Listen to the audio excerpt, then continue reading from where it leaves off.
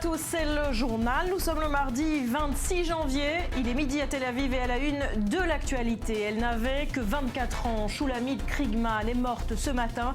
Elle a été poignardée hier par 2 terroristes palestiniens et elle vient s'ajouter à la liste des victimes de cette intifada. 30 Israéliens tués en 4 mois. Et c'est dans ce contexte que la France s'active pour organiser une grande conférence de paix en présence de Benyamin Netanyahou et de Mahmoud Abbas. Les choses ne sont pas faciles à mettre en place. François Hollande, nouvel émissaire de paix au Proche-Orient. On voit ça dans un instant. Manuel Valls promet quant à lui que la France mettra toute sa force à protéger les Juifs. Le Premier ministre s'exprimait hier soir lors d'une soirée en hommage à Yitzhak Rabin à l'Hôtel de Ville de Paris. Et puis mardi de colère, mardi noir dans toute la France et particulièrement à Paris. La grève a gagné le public comme le privé, à l'école, à l'hôpital, à l'aéroport et dans les taxis. Grosse perturbation depuis ce matin, vous le voyez, pneus brûlés, porte-maillot et une délégation de chauffeurs reçus à Matignon à la mi-journée. Enfin, ça s'appelle Toujours debout pour ceux qui le croyaient à terre. Renaud sort ce mardi le premier single de son nouvel album, chanteur et chanson en colère. Bref, du Renaud comme on l'aime. Rendez-vous dans moins d'1 heure. Bienvenue à tous. Les terroristes ont sauté par-dessus la barrière de sécurité de Beit Horon, cette implantation au nord de Jérusalem. Ils s'approchent ensuite d'une épicerie et poignardent 2 femmes. L'une d'entre elles est décédée ce matin des suites de ses blessures. Océane Nicole. C'était la 3e attaque consécutive dans une localité israélienne de Cisjordanie. Une attaque meurtrière. Shlomit Kriegman, une des victimes poignardées, a succombé à ses blessures ce mardi. Elle avait 23 ans. Il est 17 h ce lundi dans la localité de Beit Horon, à une vingtaine de kilomètres de Jérusalem. 2 Palestiniens entrent et poignardent une femme de 60 ans devant la supérette du village. La victime, grièvement blessée, est transportée à l'hôpital de Jérusalem. Sur ces images provenant d'une caméra de vidéosurveillance, 2 clients se réfugient en courant dans l'épicerie. Les 2 assaillants surgissent mais sont bloqués à l'entrée par un homme qui utilise un simple caddie comme bouclier. Dans leur fuite, les terroristes s'en prennent à Shlomit Kriegman et la poignardent de plusieurs coups de couteau. C'est finalement l'officier de sécurité de Beit Horon qui mettra fin à ce périple meurtrier. Les 2 assaillants sont abattus en tentant de s'échapper. Ils seraient tous 2 âgés d'une vingtaine d'années. Et sur place, on vous retrouve Maxime Pérez. C'est donc tout un village qui est en deuil ce matin. Les funérailles de la jeune femme viennent de démarrer. Oui, pour tout vous dire, l'escorte funéraire vient de quitter cette localité de Beit Horon où vivent près de 300 familles. C'est l'équivalent de 2000 personnes et l'émotion est extrêmement forte encore ce matin. On a vu des gens du village se réunir devant la supérette où s'est déroulé l'attentat, où a été assassinée cette jeune femme de 23 ans. Des gens s'enlacer, pleurer, fondre en larmes. Il y a réellement une émotion extrêmement forte. Et ce matin, évidemment, la question que se posent les habitants, c'est qu'en est-il de leur sécurité et que va faire l'armée pour éviter que ce genre d'infiltration ne se reproduise? Alors justement, et il faut le préciser, Maxime, ce village est entouré d'une barrière de sécurité, mais cette protection s'est avérée insuffisante. Oui, et nous nous trouvons précisément dans ce point qui a été utilisé par les 2 terroristes palestiniens pour s'infiltrer. Vous le voyez derrière moi, cette barrière n'est à peine haute de plus de 80 cm et c'est comme ça que les Palestiniens ont réussi à l'escalader sans difficulté. Il faut préciser également que derrière moi se trouve une vallée, c'est un obstacle naturel et les Palestiniens qui sont parvenus jusqu'à ce village ont parcouru près de 3 km à pied depuis leur localité, depuis la région de Ramallah pour venir jusqu'ici. C'est quelque chose à laquelle l'armée ne s'attendait absolument pas.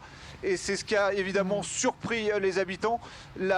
L'équipe de sécurité qui est en charge de la sécurité du village, de la protection des habitants, a mis à peu près 8 minutes pour arriver sur le lieu de l'attaque, évidemment. Et cela prouve qu'il y a eu une défaillance. Voilà pour ces précisions sur place. Merci Maxime Perez. Et cette question, évidemment, peut-on parler à présent d'une tendance qui se confirme dans cette intifada des couteaux? Mathias, la stratégie actuelle des terroristes, réussir à s'infiltrer dans ces implantations de Cisjordanie.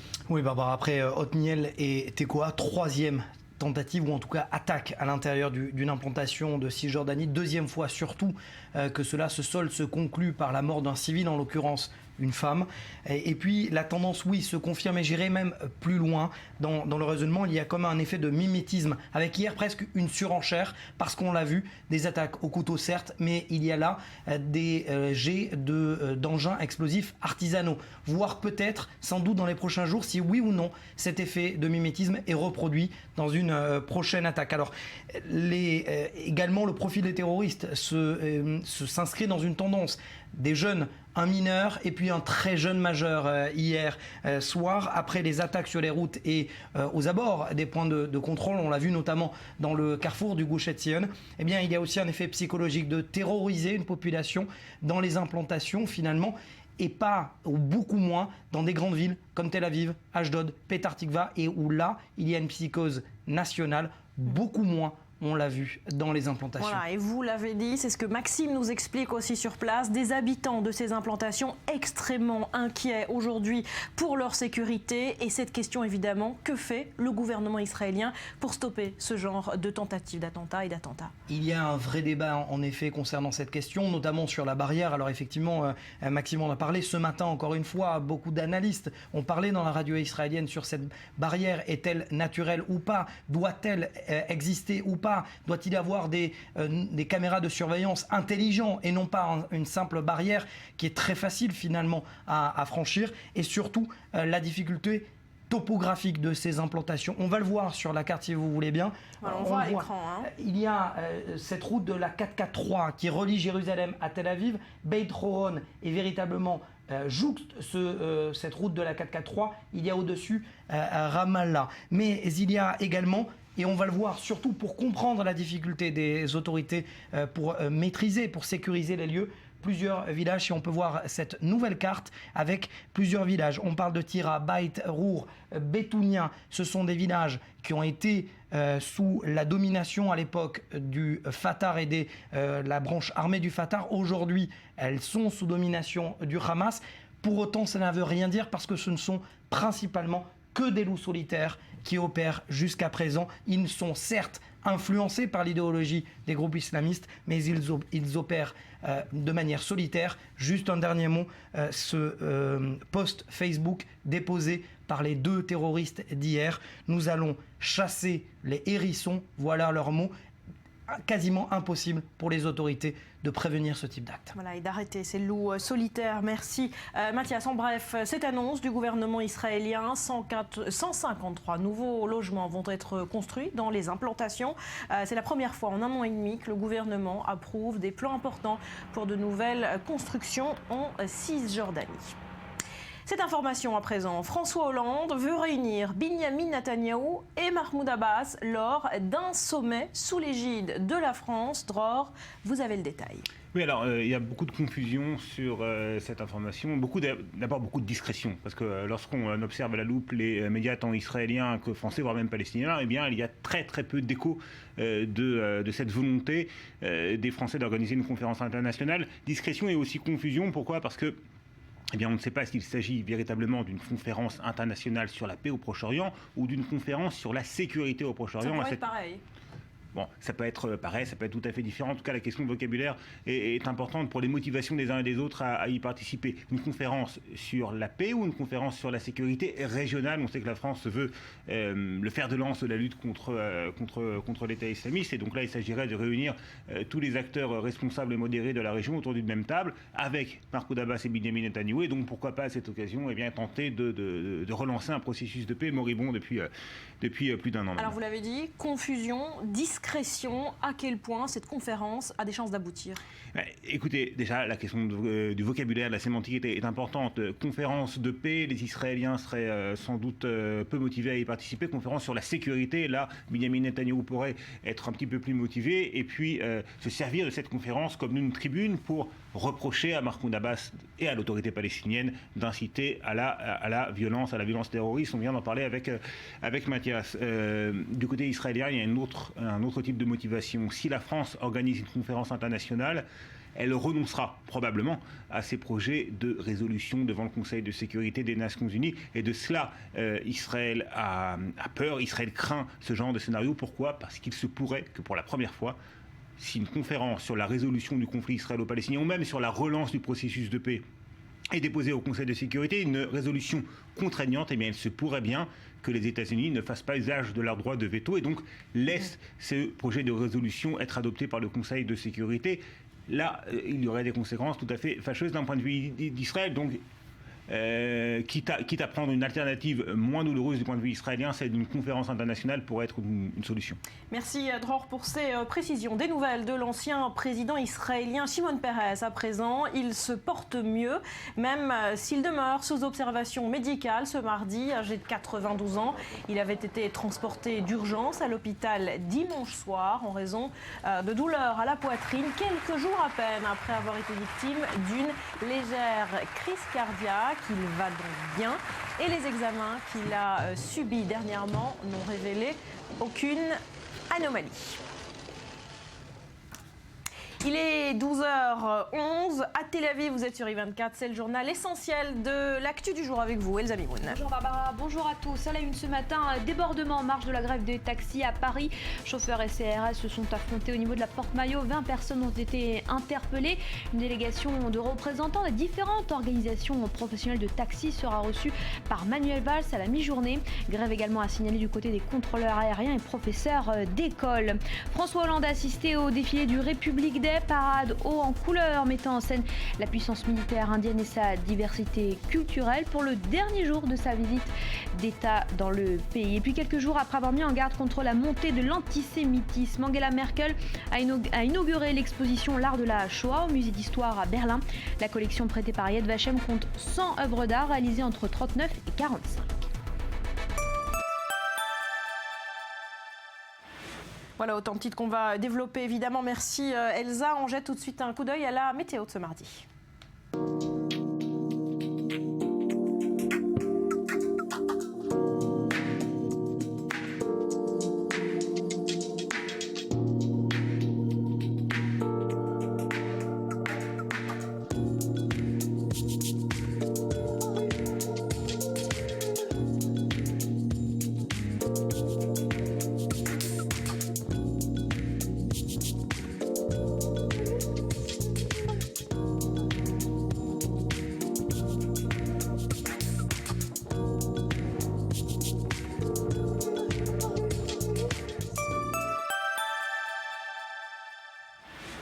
C'est une grève tous azimuts qui a gagné la France ce mardi. La fonction publique, les enseignants, mais aussi les taxis et les aiguilleurs du ciel. 110 cortèges en tout. Chaque secteur, sa revendication. On voit ça avec Océane Nicole. Un concert de klaxons, des pneus brûlés. Porte-Maillot à Paris à l'aube ce matin, premier incident. 20 personnes ont déjà été interpellées. La circulation est totalement bloquée. Les chauffeurs de taxi protestent contre la concurrence et les dérives des VTC, les voitures de tourisme avec chauffeur. À quelques kilomètres, l'aéroport d'Orly, des dizaines de manifestants ont déjà organisé un filtrage en installant des plots sur la chaussée. Ils ne laissent passer que les taxis mobilisés pour la grève. Plusieurs véhicules ont tenté de forcer le passage, faisant plusieurs blessés parmi les manifestants. Les taxis ne sont pas les seuls à descendre dans les rues ce mardi. Des perturbations sont attendues dans tous les secteurs, privés et publics. Près de 6 millions d'agents de la fonction publique sont attendus dans les rues. Une centaine de manifestations sont prévues dans la capitale. Ils réclament une hausse de leur pouvoir d'achat. Les enseignants aussi se mobilisent. Ils protestent contre la réforme des collèges et la suppression d'une partie des classes bilingues. Ils réclament aussi une augmentation des salaires. Les contrôleurs aériens déserteront, eux, les aéroports. 20% des vols sont annulés. Les syndicats refusent d'être soumis au nouveau système de primes, un système qui, selon eux, affecte leur pouvoir d'achat. Seule surprise, les transports publics ne sont, eux, pas appelés à se joindre à cette grève nationale. Voilà, et Porte-Maillot, la situation est maintenant apaisée. Il y a 2 heures à peu près, les taxis avaient fait monter la pression, pneus brûlés, échauffourés avec les CRS. Résultat, 20 interpellations, un chauffeur de navette qui a même forcé un barrage et renversé un manifestant sur place. On vous retrouve Olivier Lerner pour I24. Quelle est la situation ? Oui, Barbara, la tension est retombée d'un cran, même si les chauffeurs de taxis parisiens ont reçu le renfort de taxis qui viennent de province, mais également de l'étranger. J'ai vu de nombreux taxis belges, espagnols, italiens et britanniques. Autrement dit, la Porte-Maillot est totalement gelée. Les aéroports également sont très difficiles d'accès. La tension donc est retombée d'un cran après les incidents de ce matin. Mais ce que je peux vous dire, c'est que les chauffeurs de taxi, s'ils ne voient pas bouger les choses, eh bien, sont là pour 2 voire 3 jours. C'est ce que m'ont dit certains d'entre eux tout à l'heure. Merci pour ces précisions, Olivier. Et à noter qu'une délégation de chauffeurs de taxi, justement, sera reçue par Manuel Valls à la mi-journée. Voilà, c'est une annonce que vient de faire Matignon. Et justement, on va s'arrêter sur cette profession. Les taxis, ils sont souvent en colère et pour cause. Ils dénoncent une concurrence déloyale. Qu'en est-il, Lise Barenbaum? Nouvelle mobilisation des taxis traditionnels. Le but, combattre les dérives des services de véhicules de réservation de transport avec chauffeur, avec en ligne de mire l'américain Uber. Les chauffeurs de taxi dénoncent des pratiques illicites du côté des VTC. Géolocalisation avant la réservation, occupation de la voie publique ou encore racolage. Une grève qui entend mettre la pression sur le gouvernement. Il était censé publier le 1er janvier au journal officiel un arrêté réglementant les modalités de formation et d'examen des chauffeurs VTC. Un arrêté toujours attendu. À défaut de l'interdiction de Uber, les taxis traditionnels pourraient obtenir l'interdiction du service Hitch qui assure le transport entre particuliers la nuit. Malgré une convocation des dirigeants par la justice, le service Hitch fonctionnerait encore le vendredi soir. En juin dernier, les manifestations de taxis avaient abouti à l'interdiction du service Uber Pop. Le tout dans un climat de violence. De nombreuses voitures avaient été incendiées. David Neyman du service Eco, les taxis ont-ils raison d'être à ce point en colère contre Uber? Alors sans aucune hésitation, oui, Barbara. En fait, si on regarde bien à long terme, ils ont le choix tout simplement entre observer leur profession mourir à petit feu ou se faire carrément dévorer par la concurrence des VTC, les voitures de tourisme avec chauffeur, ou même ceux d'Uber, ou bien entrer eux-mêmes quasiment aussi dans cette nouvelle dynamique Uber, donc ère de précarisation, de compétitivité quasi sauvage, avec bien sûr des revenus toujours en baisse, et aussi un service, c'est ce qu'ils disent, toujours en baisse. En fait, les chauffeurs sont pris entre plusieurs feux. D'abord la baisse du niveau de vie en France comme dans le monde entier suite à la crise, donc ça nuit mécaniquement à leurs revenus, à l'entrée aussi sur le marché donc des VTC on a dit, et d'Uber ça casse un peu plus les prix, et puis aussi en parallèle la volonté du gouvernement avec Emmanuel Macron de déréglementer des pans entiers de l'économie justement pour lutter contre la crise, tout ça pour tenter de stimuler l'activité un petit peu, la concurrence, et au final insuffler une reprise économique par le bas, et forcément les chauffeurs estiment qu'ils font partie des grands perdants aujourd'hui de cette vague de libéralisation, d'ubérisation comme diront certains. Uber c'est quand même 1 million d'utilisateurs en France par an pour un secteur du transport qui pèse, du transport particulier qui pèse 3 milliards d'euros par an. Donc en fait c'est un débat beaucoup plus large, un débat de société. Est-ce qu'on considère qu'Uber est porteur de progrès social, et d'ailleurs c'est l'un des arguments du groupe qui affirme qu'il crée chaque année des milliers d'emplois à travers le monde, ou bien au contraire on considère qu'on est en train de redéfinir des normes sociales au rabais, donc précarité, faible niveau de revenus, multi-activité chez les particuliers qui se généralisent, et puis faible niveau de professionnalisation aussi. Donc Uber s'impose plus ou moins vite en fonction des pays. Il y a d'ailleurs une phrase qui circule beaucoup en ce moment: quand il y a une nouvelle idée, les Américains en font un business, les Chinois la copient et les Français la réglementent. C'est très visible d'ailleurs. Emmanuel Macron a rencontré jeudi à Davos le fondateur d'Uber, Travis Kalanick, pour le convaincre de payer, en fait, d'indemniser des taxis pour la baisse de la valeur de leur licence. Réponse de Kalanick: les fabricants de voitures ont-ils payé la disparition des chevaux? Autrement dit, on n'arrête pas le progrès. Donc en tout cas, on parle d'une tendance qui est mondiale. Uber, ça a été lancé il y a 5 ans. La progression est vertigineuse. 1 million d'utilisateurs, 1 million de chauffeurs, 200 millions d'utilisateurs dans une soixantaine de pays. 50 milliards de dollars de valorisation et un chiffre d'affaires toujours en hausse, 2 milliards par an. Donc ce sera difficile de lutter contre cette vague. Voilà, Emmanuel Valls qui va tenter de calmer le jeu. On le rappelle, il recevra une délégation de chauffeurs de taxi dans la journée à Matignon. Merci David Neyman du service Eco. La déclaration à retenir ce mardi est signée Manuel Valls. Lors d'une soirée hommage à Yitzhak Rabin hier soir, le Premier ministre a affirmé que la France mettra et met toute sa force pour protéger les Juifs de France. Résumé de cette soirée signé Julien Baloul. Cérémonie d'hommage à Yitzhak Rabin à Paris. 20 ans après l'assassinat de l'ancien Premier ministre, le chef de l'opposition israélienne était l'invité d'honneur d'une cérémonie organisée par la maire de Paris. Également présent, le Premier ministre Manuel Valls adressait un bilan sombre du monde 2 décennies après le meurtre de Rabin, au terme d'une manifestation pour la paix. 20 ans plus tard, notre monde est un monde instable, un monde en guerre, dans lequel le terrorisme, le fanatisme islamiste font des ravages. Et ils tuent parce que c'est la même chose dans les rues de Paris, d'Istanbul, de Bamako ou de Tel Aviv. Quelques jours après l'agression d'un professeur juif à Marseille et alors que le nombre d'actes antisémites est resté au-dessus de la barre des 800 en 2015, le Premier ministre a tenu à rappeler sa fermeté sur le sujet et son amitié envers Israël. Dans ce monde, les Juifs sont encore et toujours pris pour cible, victimes d'un antisémitisme virulent qui se dissimule derrière la haine d'Israël et derrière l'antisionisme. La haine d'Israël, l'antisionisme et l'antisémitisme ne font qu'un.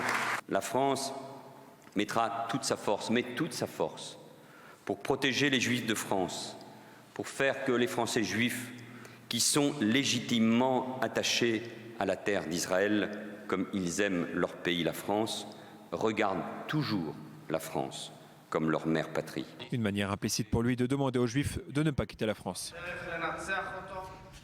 On s'excuse pour le nettoyage de vitres derrière nous, ce n'était pas prévu mais nous sommes en direct, ça arrive. Au moins les vitres seront propres. Alors on s'arrête un instant sur Manuel Valls et ses nouvelles déclarations. Manuel Valls, c'est un Premier ministre qui dénonce avec force et régulièrement, Julien, l'antisémitisme ambiant en France. Absolument, et je vais regarder à côté.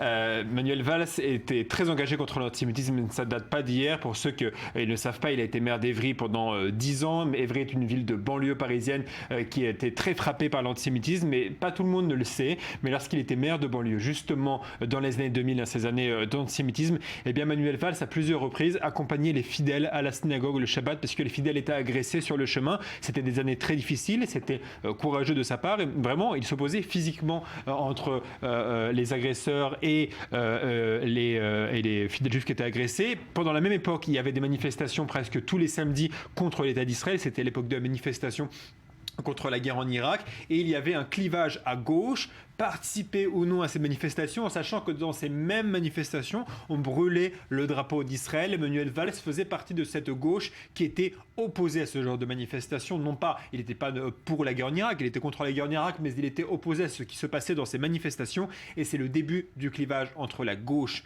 Valls-Hollande et l'extrême gauche, et ça on le retrouve jusqu'à aujourd'hui. Regardez par exemple ce qu'il disait, on en revient à cette fameuse interview chez Laurent Ruquier où il critique encore une fois l'extrême gauche. En s'attaquant d'abord aux Juifs de France, on a voulu s'attaquer à l'essentiel. Monsieur le Premier ministre, je leur dis qu'il faut qu'ils restent. Donc ils portent la kippa. Je leur dis qu'il faut qu'ils portent la kippa. Bien sûr, le rôle, s'ils le souhaitent. Bien sûr, le rôle du gouvernement, c'est de protéger ceux qui portent tout signe religieux distinctif dans l'espace public. Kippa, une croix, un foulard, une manière de s'habiller. Depuis plusieurs années, on a caché ces éléments. Ces morts juifs que j'évoquais tout à l'heure. La haine d'Israël, au fond, je ne suis pas antisémite, mais je suis antisioniste. Enfin, ça voulait dire exactement la même chose. L'antisémitisme qu'on a retrouvé véhiculé par une partie de l'extrême gauche et véhiculé par les paraboles, par Internet, par les idéologies proches du djihadisme et qui a gagné une partie de nos quartiers. Pendant longtemps, on ne parlait que de l'antisémitisme justement par les paraboles ou de l'extrême droite, et il fut l'un des premiers à dénoncer également de l'extrême gauche. Voilà pour ces prises de position du Premier ministre à souligner. Merci Julien. Suite et fin ce mardi de la visite d'État de François Hollande en Inde. Il est en ce moment, vous le voyez, l'invité d'honneur de la parade militaire à l'occasion de la journée de la République dans le pays. Une visite plutôt réussie pour François Hollande avec notamment la confirmation hier de la vente de 36 Rafales au gouvernement indien. Autre visite historique. C'est la première tournée européenne du président iranien depuis la détente diplomatique. Demain, Rouhani doit arriver à Paris. Aujourd'hui, il est au Vatican. Audience extraordinaire avec le pape. Hier, il rencontrait le président du Conseil italien, Giulia Ganancia. La poignée de main est historique. Pour sa première visite officielle en Europe, Hassan Rouhani a choisi l'Italie avant de s'envoler pour la France mercredi. Au programme, un déjeuner de travail avec son homologue italien, Sergio Mattarella, avant une rencontre et un dîner avec le chef du gouvernement, Matteo Renzi. Nous sommes certains que l'accord sur le nucléaire iranien signé à Vienne sous l'impulsion de plusieurs parties n'est qu'une première étape.